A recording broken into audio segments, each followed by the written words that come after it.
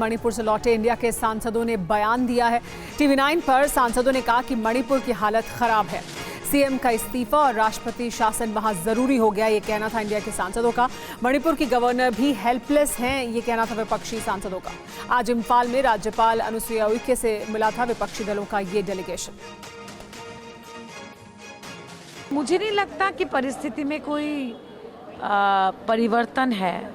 शाम होते ही गोलियां चलने की आवाज़ आती है और खबरें आती हैं, तो दो कौम के अंदर जो विवाद है, जो विभाजन है, वो बहुत ज़्यादा है।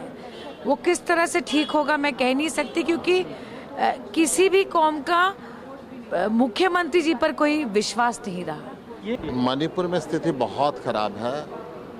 पहाड़ के लोग वैली में नहीं आ सकते, वैली के लोग पहाड़ में नहीं जा सकते। बच्चों की पढ़ाई डिस्टर्ब हो गई है, खाने पीने का सामान खत्म हो गया है। जो रिलीफ कैंप के अंदर बच्चे रह रहे हैं उनकी पढ़ाई डिस्टर्ब हो रही है। बहुत दर्दनाक स्थिति है। जल्द ही कुछ प्रधानमंत्री जी को इस पर कदम उठाना चाहिए। बहुत बुरी हालत है सर, इतनी बुरी हाल है कि कैंपों में एक 40-50 लोग होंगे, 5 परिवार ध्वस्त हुए हैं।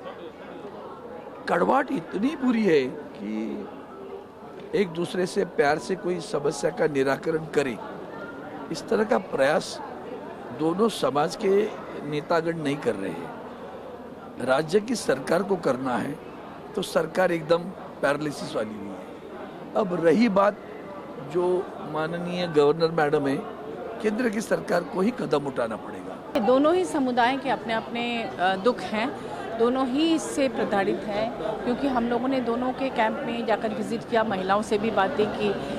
वो अपने घर वापस जाना चाहते हैं। वहाँ अभी तक शांति की बहाली नहीं हुई है, सब डरे हुए हैं। घर में जैसे जो खेती करने जाएंगे तो गोलीबारी हो रही है, अभी भी घर जलाए जा रहे हैं।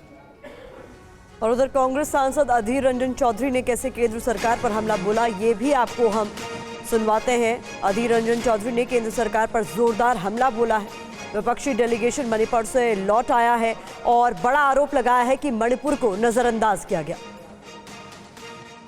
मणिपुर की हालात बड़े संगीन है। आम लोगों के अंदर एक खौफ, एक अनिश्चयता पूरा विराजमान है।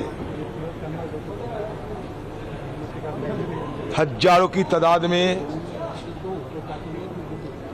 मणिपुर वासी अपने घर बार छोड़कर विस्थापित हो चुके हैं। और गृह मंत्री अमित शाह ने आज इंदौर से मध्य प्रदेश विधानसभा के चुनाव अभियान का एक तरह से आगाज कर दिया और विजय संकल्प कार्यकर्ता सम्मेलन में बूथ कार्यकर्ताओं को जीत का मंत्र दिया।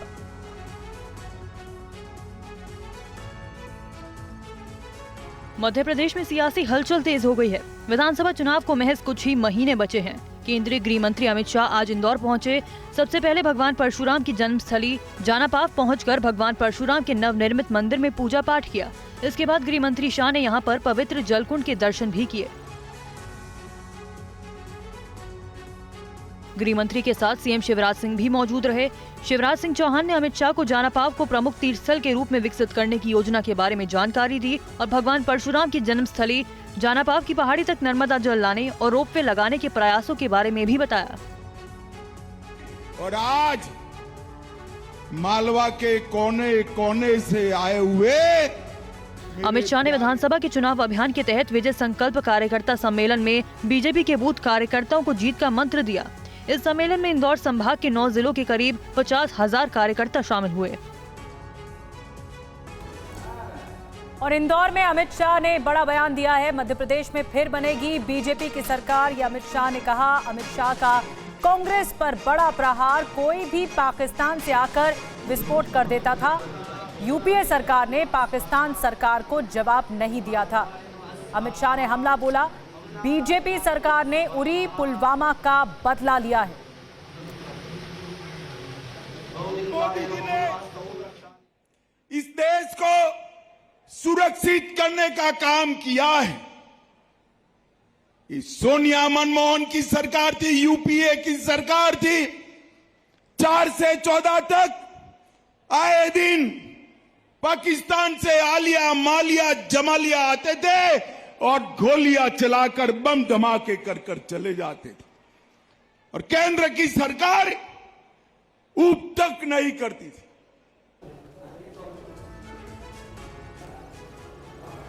वो बताता है कि 23 और 24 के परिणाम तय है। 23 में फिर से कमल निशान की भाजपा की सरकार बनने जा रही है, और 24 में 19 में एक सीट कम रह गई थी, एक सीट कम रह गई थी ना, 28 आई थी, 24 में 29 की 29 मोदी जी की झोली में डालनी